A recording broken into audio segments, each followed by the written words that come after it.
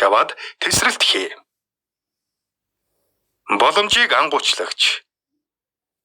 Тодорхойгүй байдлыг анд нөхрөө болговол амьдралт нь гарцаагүй өөрчлөгдөнө. Хүмүүстэй харилцах харилцаанаас аваад ажил албан тушаал хүртэлх амьдралын бүх талбарт та хүч чадлыг мэдрэх болно.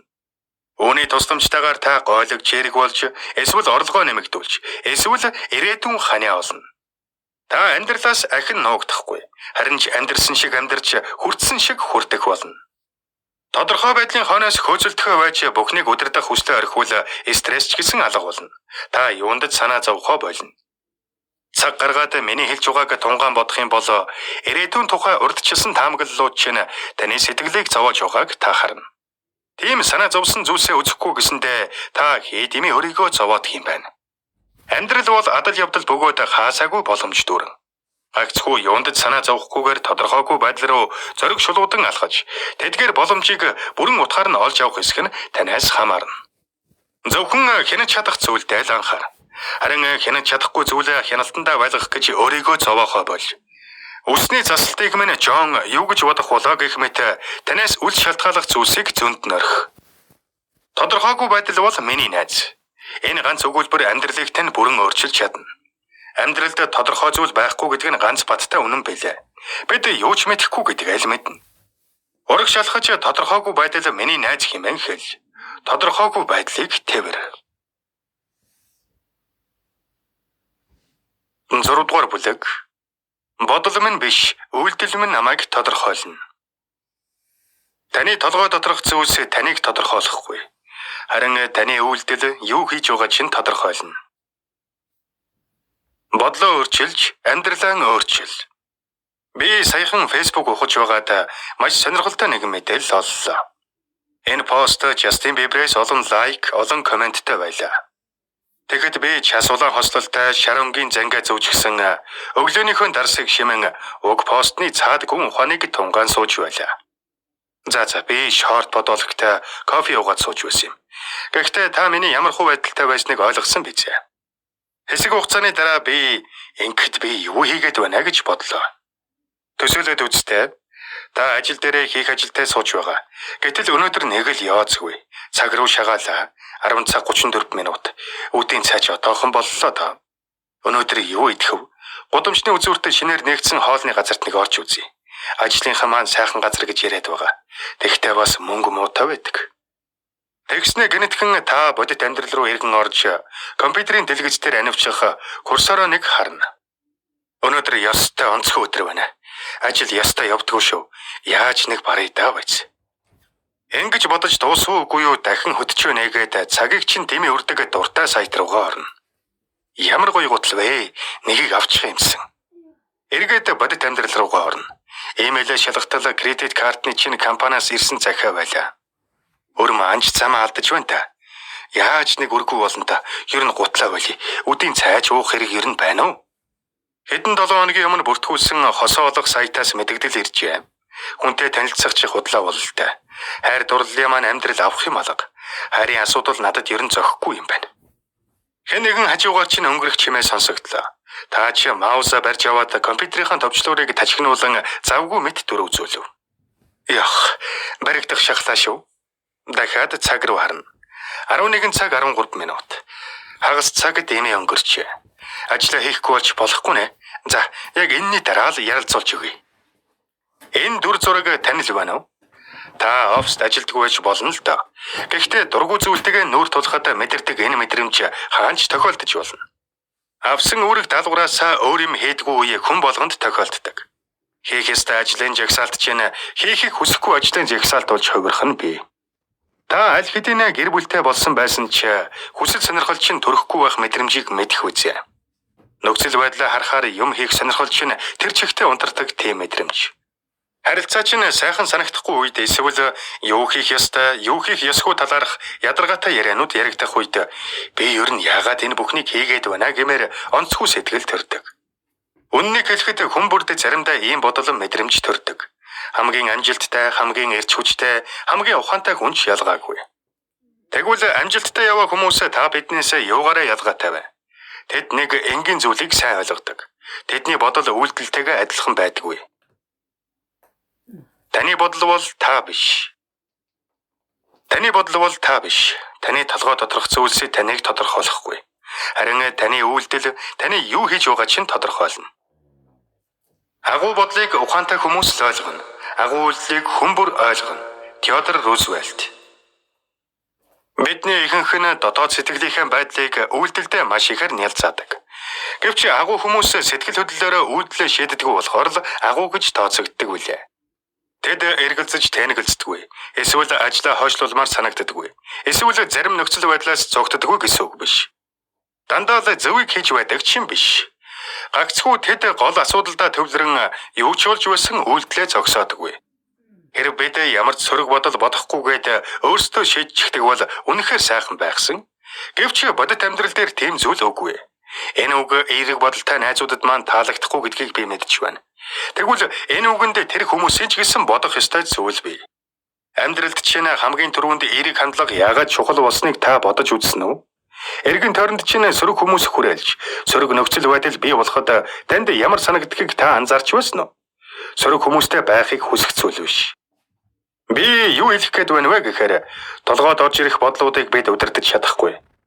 Нарийн ярил ихэнх бодлуудаа бид анзаарахчгүй өнгөрдөг. Бидний дотор ямар ч утгагүй, ач холбогдлоггүй, уялдаа холбоогүй олон бодол орж ирдэг. Тэрнээс гадна өдөр бүр байнга эргэлдэх бодлууд гэж бий. Гэсэн ч тэдгээр нь ч бас утга учиргүй, ач холбогдлоггүй, учир зүггүй байх нь хэлбэг. Энэ бодлууд ажилд явж байхад, төлбөрөө төлөх үед, дэлгүүр хийсэх үед, машин барьж байхад ер нь хаанч байсан тархин дотор эргэлддэг. Би үйлчлүүлэгчдийнхээ амьдралыг харах өнцгийг өөрчлөхийг хичээдэг. Гэхдээ энэ нь урт хугацааны үйл явц. Миний эцсийн зорилго болвоос таны далд ухамсарт өөрчлөлт хийх явдал юм. Энэ нь асар том хөлөг онгоцыг эргүүлэх мэт цаг хугацаа их шаарддаг ажил. Та хичнээн хичээсэн ч үе үе сөрөг бодлууд өөрийн мэдлгүй ороод ирдэг. Бүр түнээс ч их байж болох юм. Магадгүй өдөр бүр, магадгүй өдөрт хэдэн зуун удаа. Орноос оч босомгүй, ажилдаа аж явмааргүй, үүрэг хариуцлага умартмаар өдрүүд бидэнд бишгүй л тохиолддог. Гэсэн ч та босоод ажилдаа явдаг. Хүсээгүй зүйлээ хийх шаардлага өдөр бүр бидэнд гардаг. Өөрөөр хэлбэл та бидэнд бодсон бодлоос өөр үйлдэл хийх чадвар угаасаа байгаач. Үйлчлүүлэгчдэд байн хэлдэг үгээ би танд хэлье. Өнөөдөр таны өдөр биш юм шиг санагдсан ч таны өдөр муу юм шиг л үйлд. Зөв хандлага, зөв үйлдэл гаргалаа гэд та юугаарч хохирохгүй. Харин төгс сэтгэлийг хүлээгээд зүгээр суугаад байвал та хизээч эхэлж чадахгүй шүү. Маш олон хүн гоё мэдрэмж төрхийг хүлээж суусаар хамаг цагаа дэмий урдаг. Онгод сэтэл гэнэтхэн орж ирдэг ч гэлээ яг хэрэгтэй цагт чинь байнга бэлэн байж байдаг зүйл биш.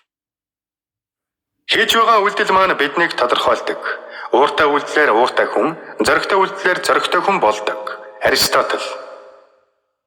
Хийж байна гэж бодсноор биш, харин бодит үйлдэлээр амьдралыг өөрчилдөг. Үнэн дээр бодит алхам хийгээд эхлэмэгц эд шидийн гэмээр үр дүн бодитоор харагдаж эхэлдэг. Өөрийнхөө тухай, бусдын тухай, нөхцөл байдлын талаар юу ч хийхгүй зүгээр бодлоо гээд амьдралд чинь ямар ч нөлөө гарахгүй. Та хаана байсан? Тэр газараас огтхон шөдлөхгүй. Үйлдэл бодлыг өөрчилдөг. Бодит үйлдэл нь хоёр талын хоёр ашиг тустай. Нэгдүгээрт мэдээж хийх ёстой ажил чинь хийгдэж дуусна. Хоёрдугаарт бодлыг өөрчилдөг хамгийн хурдан арга бол үйс. Үүнд хоёр шалтгаан дурдж болно. Таны бодол таны бодит байдал болдгийг бид мэднэ. Харин таны бодит байдал чинь хамгийн дуртай зүйлээ хийх болж хувирвал бодол чинь энтэй адил болж өөрчлөгддөг. Нэг жишээ хэлье. Таны бодол тэрний үр дүнд төрөх мэдрэмжүүд нь амьдралын чинь хамгийн дуртай зүйл. Эрүүл мэнд, санхүү, нөөц болцоотой чинь үргэлж нийцээд байдаггүй. Олон тохиолдолд тэдгээр бодол мэдрэмжүүд чинь таныг нөөц боломжоос чинь хойш татдаг. Эргэлзээ, айдас, цуглал зэргээс болоод амьдралыг урагшлуулах эерэг үйлдэлүүд гарахаа болдог. Та одоо хийж байгаа ажлаа голж шилж, төвөгшөөж хойшлуусаар байвал дараагийн ажилдаа мөн л ийм сэтгэлээр хандахгүй гэж юу? Сүүлдээ тэр бодлоосоо үл шалтгаалan үйлдэл хийж эхлэхээс нааш аливаа ажилд автоматар сөрөг ханддаг хүн болж хувирна. Тэгвэл өөрийгөө хараад юу дутуу байгаагаа бодон хямарсаар суух уу? Эсвэл яг одоо алхам хийж эхлэх үү? Сайн тунгаагаарай. Та тухайн асуудал руу ханцуу шамлаад ороход сөрөг бодол бэрхшээл орморгүй алга болдгийг анзаарч байгаагүй юу? Та өөрийгөө хүчлээд чамаагүй гараа хөдөлгөөд эхлэхэд дотор чинь яриад байсан гоншгонон багваагаар амаа амхиж эхэлнэ. Тамирчид, хөгжимчид, урлагийн хүмүүс, зураачид миний юу ярьж байгааг маш сайн мэднэ. Тамирчид энийг бүс гэдэг. Сайн мэдээ гэвэл та энэ бүс рүү орох тусам улам илүү сайжирч байдаг. Та яг одоогийн үйлдэлд хамаг анхаарлаа хандуулах үед ухамсарч нь хийж байгаа зүйлээ маш сайн ойлгож эхэлдэг. Хийх тусам туршлага нэмэгдэж, үүний үр дүнд та өөртөө улам илүү ихтэй болно. Энэ бүхэн урт хугацаанд таны бодол санаанд нөлөө үзүүлнэ. Тэгвэл үйлдэл бодол санаанд өөр яаж нөлөөлдөг вэ? Таны бодол таны бодит байдал болж чадна гэж хэлснийг маань санаж байна уу? Энэ үнэ. Таны бодол бодит байдал болж чадах боловч бодол санаа нь зөвхөн үйлдэлээр дамжуулан амьдрал болж хувирдаг. Тэр болтол зөвхөн бодол хэвээр байх болно. Бодол санаа маань заримдаа нөлөөтэй толимт бидний амьдрал хийгээд нөөц болцоог нэг бол бүдүүрүүлж, нэг бол нарийсгаж, эсвэл булангартай харагдуулдаг. Оюун бодолд маань дэлхийн ертөнцийн талаарх буруу ойлголт маш их. Хүмүүсээс сонссон худал мэдээлэл, буруу ойлголт, автоматар төрдөг сэтгэгдэл, соёлын болон гэр бүлийн хүмүүжил бидний бодлыг програмчилжээ.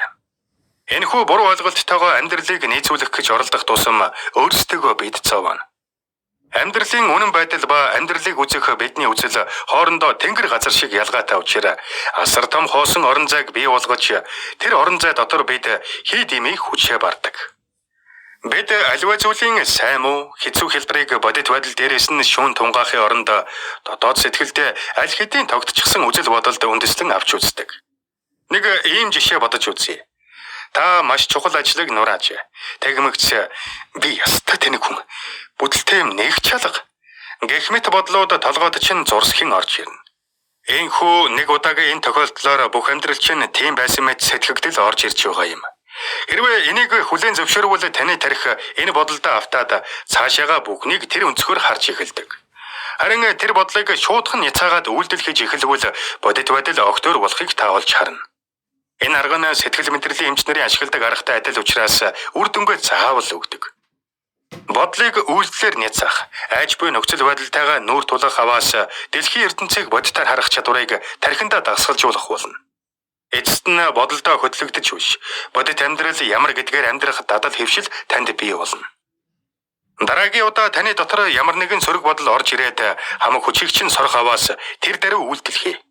Бодлоосоо үл хамааран ажил хөдөлмөрт анхаар.